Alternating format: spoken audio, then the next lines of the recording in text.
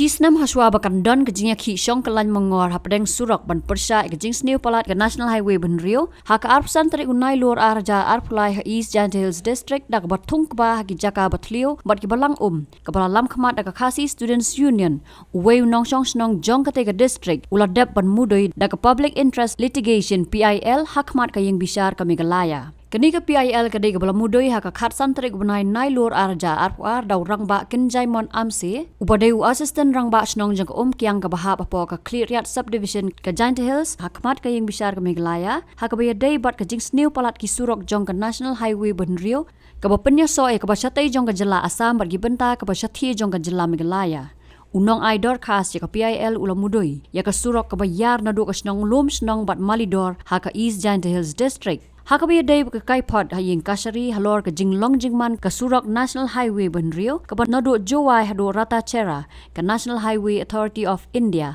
haka arpau tarik mentau benai nailur jong snam arja arpulai kala ong baka surok ke bha henry latno ya ke lenti na ke phang ke Sonapur tunnel ke surok kamda bha bat la kubur baka surok palat na Clearyat kilong ke basniu shisha baki dakishen ke surok kimpau su haka arpunyo tarik nailur arja arpulai ke National Highways Authority of India kala file dak affidavit hakmat ke division bench haying bishar bahe du jong Meghalaya hakabal bishar do Honorable Justice Sanjeev Banerjee Chief Justice but Honorable Justice B Banerjee judge but hakani ke affidavit lakado ba original officer jong National Highway Authority of India kepada Guwahati haka khandru tarik unai lur arjar pulai kala dep pen one page one khmi yaki jaka hakaba ke surok kala snew palat nadu Clearyat shadu rata cera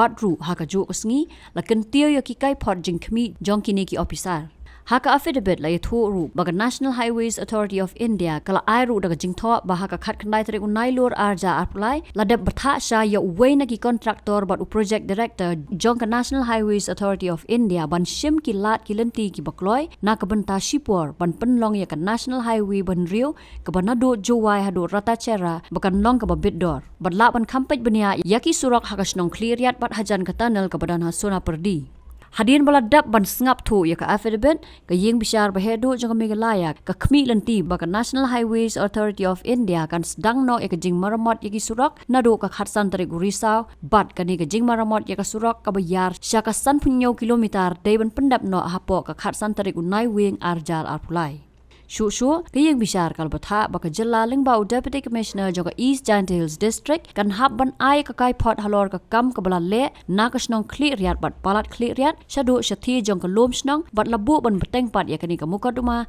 ha ka santarik Risau arjar arpulai.